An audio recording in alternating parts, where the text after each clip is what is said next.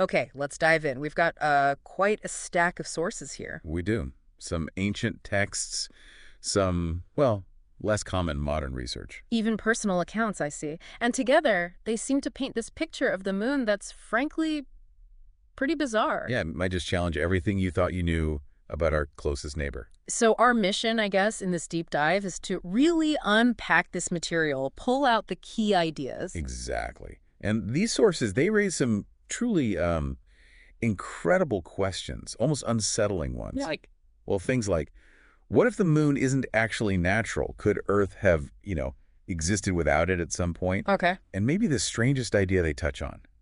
Could the moon be connected somehow to human consciousness? Or even, get this, the recycling of souls. Wow. Okay, I know that sounds like pure science fiction. It does. But the sources, they lay out a case. It's fascinating, maybe circumstantial evidence, but definitely worth digging into. All right. Let's unpack it, see what insights we can pull from these unconventional sources. So one of the first big things these sources bring up is this idea found in some really old accounts that Earth might have been, well, moonless for a while. Wait, a moonless Earth? That just feels wrong to even imagine. Where did they get that from? Well, they reference figures like Democritus and Anaxagoras, Mm. ancient Greeks. They apparently mentioned a time when Earth didn't have its moon. Uh-huh. But maybe the most interesting one they mention is Aristotle's account about the Arcadians in Greece. The Arcadians, yeah, I remember reading that in the sources. They had that name, the Proselynes. Exactly, Proselynes. And according to Aristotle's account, that name literally meant before the moon. Before the moon. They supposedly lived there, on that land, before the moon ever appeared in the sky. That's why, that's wild, before the moon. And the sources bring up others too, right? Plutarch, Simmias. Yes, writing about the same Arcadians, describing them as older than the moon or having the land before Jove, basically. Yeah. It suggests this, like, collective memory of a different sky. A different reality almost? And it's not just Greece. The sources see hints, potential echoes, in places like the Bible, too. Where? They point to Job 25.5. It mentions a time before there was a moon and it did not shine. Did not shine. And Psalm 72.5, talking about being feared, since the time of the sun and before the time of the moon, a generation of generations. A generation of generations. That definitely sounds like a long, long time ago, a deep past. So the argument the sources make is that these memories, or these accounts anyway, of a moonless Earth are found, across different cultures, preserved on both sides of the Atlantic, potentially. Okay, so if that's even a remote possibility, if these ancient accounts hold any water, it completely messes with how we think about the moon's origin, doesn't it? It really does. The sources touch on the standard theories, the moon forming with Earth. Which even conventional science mostly rejects now, right? Largely, yes. For the idea it formed somewhere else and got captured by Earth's gravity. But if Earth was around for ages without it, then the simultaneous formation idea is just out. Right. And as the sources point out, capturing something as massive as the moon into the kind of stable, almost perfectly circular orbit it has, the physics for that seem incredibly unlikely. It's really hard to model. So these ancient accounts, if you take them seriously like these sources do, they really push you to question the standard origin stories. Which leads us right into the next big area these sources focus on, the peculiar physical nature of the moon itself. If its origin is questionable, maybe its makeup or behavior is strange too. Okay, and this is where the Apollo missions come in, right? The sources talk about that data. Specifically the seismometer data. Yeah. From the instruments left there between, 72 and 77. Yeah. So what did that data show that the sources find so important? Well, the key observation, the one they really emphasize, is how the moon reacted when stuff hit it. Stuffy. Like when the Apollo missions deliberately crashed parts of the lunar modules onto the surface. Or even just natural moonquakes. Okay. And what happened? The moon didn't just register the impact like a solid rock would. It vibrated. Yeah. For a really long time. Hours in some cases. The sources use the phrase, it rings like a bell. Rings like a bell. Wow. That immediately makes you think, well, not solid. Exactly. Not dense all the way through. It suggests something. Hollow? Or maybe structured in some way. Like an artificial structure, maybe? That's the speculation these sources lean into, based on that ringing. Yeah. That maybe the moon is hollow, or some kind of engineered object, or at least created in a way that gives it these weird, resonant properties. And then they bring up these mascons, lunar mascons. What are those again? Mascons. They're basically areas of really high mass concentration just beneath the moon's surface. Okay. Dense spots. super dense, Yeah. and positioned in such a way that they significantly mess with the orbits of satellites flying overhead. How so? They pull on them gravitationally, much more than you'd expect. The sources describe them almost like gravitational thrusters. If you don't constantly correct a satellite's He course, gets pulled off track. pulled right off course and would eventually crash into the moon, it takes active navigation to counteract them. Gravitational thrusters. That sounds, again, kind of designed, deliberate. That's definitely the implication the sources are drawing. Mhm. And they try to connect these physical oddities, the ringing, the mascons, its gravitational pull, to things we see on Earth. Like tides, obviously. The tides, yeah, the obvious one. Hmm. But also things like women's monthly cycles, which have long been linked anecdotally to the moon. Right. And even those reports you sometimes hear about increases in, say, hectic police activity or hospital admissions during full moons. The sources suggest this points to the moon having a much more active, maybe even deliberate influence than we usually think. And didn't they mention something about titanium found on the surface? Yes, high concentrations, like 1 to 10% in some areas, of titanium alloy. Alloy. So processed, potentially, not just raw titanium. Titanium alloy, yeah. It's strong, often an engineered material. Finding it in those amounts naturally on the surface is another physical anomaly. The sources add to this growing list of peculiarities. Okay, so let's recap the physical stuff. It whims like a bell, suggesting it's not solid. It has these weirdly placed dense spots, the mascons that act like gravitational thrusters. It's got titanium alloy on it. It seems to have strange influences on Earth. Right, so taking all that together, the hypothesis these sources float is, maybe the moon isn't just a dead rock floating up there. What then? Maybe it's some type of energy source or a control mechanism, maybe even a vessel of some kind, positioned there, potentially watching us or interacting with us in ways we don't understand. Watching us. Okay, that's, yeah. And this line of thinking leads us to probably the most far-out theory presented in these sources. More far out than an artificial moon. Oh, yeah. Its potential connection to what happens after we die. Okay, now we're really getting into the weeds. The sources talk about remote viewing. They do. They discuss a specific account attributed to John Lear, a remote viewing session where someone supposedly tracked a soul, yeah, after a fatal car crash. Tracked it not just off into the ether, but to a specific physical location. Don't tell me. On the moon. Seriously, a soul went to the moon. That's quite a claim. It's an incredible claim, yeah, found right there in the material. And then they try to connect this to interpretations of ancient spiritual imagery, Like what? like the Tibetan Thangka, Yeah. you know, the Buddhist scroll paintings. Right, on cloth, very detailed. There's one, a Babakra, where Buddha is shown pointing directly at the moon. Okay, Buddha pointing at the moon. So what do the sources say that means? Well, according to the interpretations presented in these sources, it's not just a random gesture. They suggest Buddha is indicating the moon is the way out. The way out of what? Out of the cycle of life. Yeah. The will of life, as they put it, which in some traditions, you know, is seen as this endless cycle of suffering and rebirth, samsara. So the moon is the escape hatch. Buddha is pointing to freedom. Maybe. Or, and this is where the sources immediately pose a question.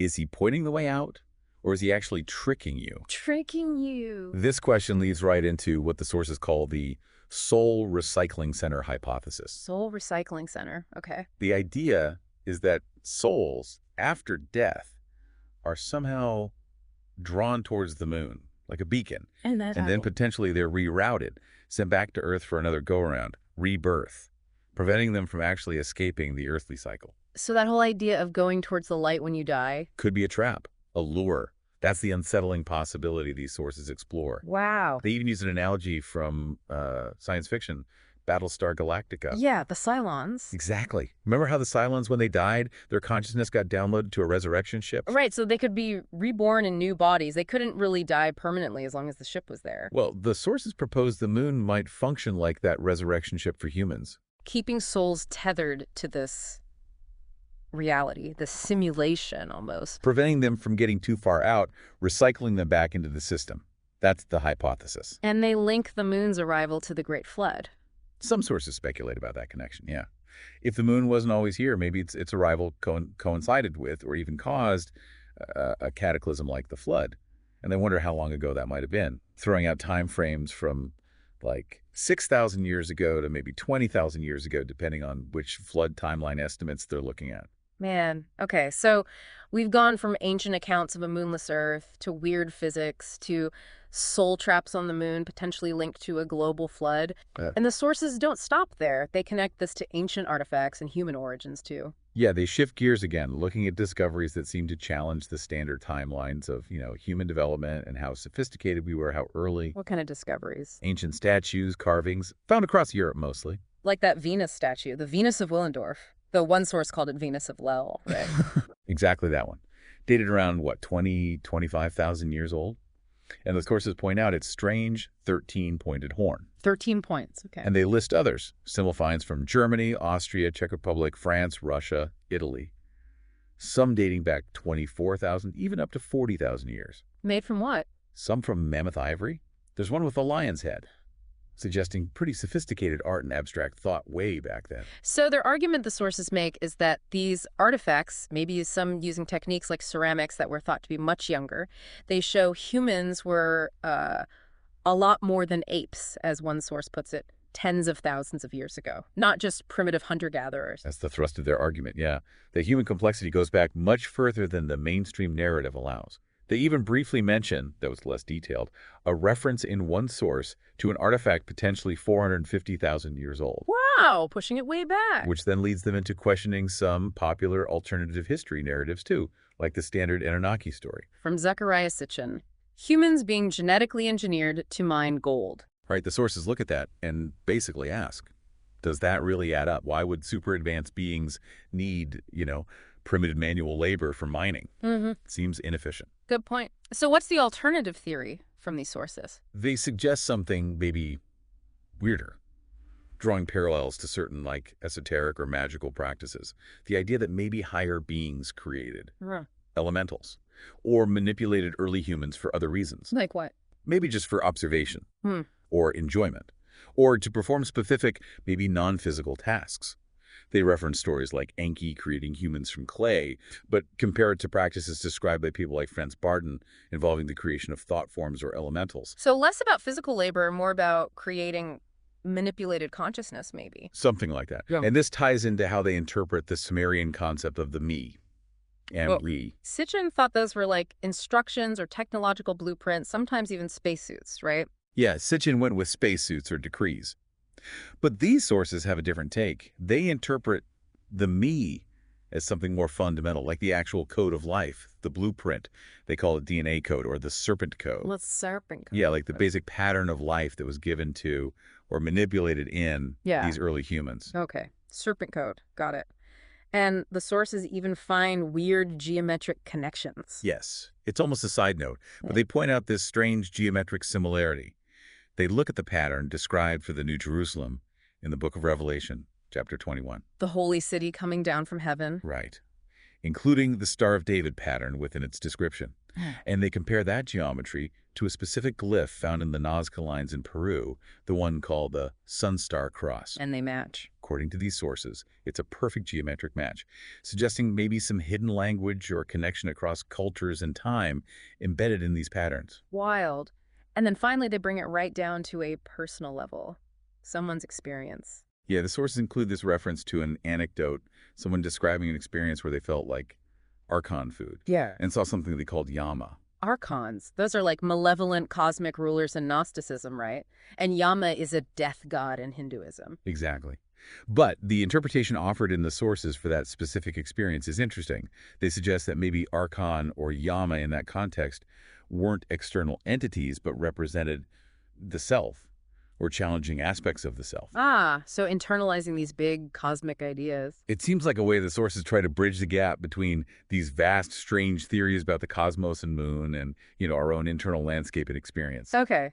Wow. That was quite a journey we just took through these sources. I mean, from a moonless Earth and ancient memory to the moon ringing like a bell to soul recycling centers and then connecting it all to 40,000-year-old statues and serpent codes. That's a lot to take in. Definitely. So why go through all this? What's the value for you, the listener, in diving into this stack of, frankly, pretty wild and unconventional sources? Well, I think the value isn't about us saying, okay, this is the absolute truth, believe it.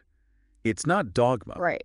It's about presenting these alternative perspectives pulled directly from these specific often hard-to-find materials. It's a way for you to get exposed to these ideas quickly and counter some genuinely surprising angles you probably haven't heard put together quite like this Can before. explore different viewpoints without having to, wade through tons of obscure texts yourself. Exactly. It's about giving you access to these different ways of thinking. And it's those connections, right? Those aha moments, even if they're speculative. Like when you hear the physics stuff about the moon ringing and suddenly the ancient myths or the soul trap ideas, Yeah. they might not click as fact, but you see the narrative thread the sources are weaving. Yes. It definitely encourages you to think differently, to question assumptions about reality, about our history, about consciousness. Even about what happens after we die, based on these sources. Exactly.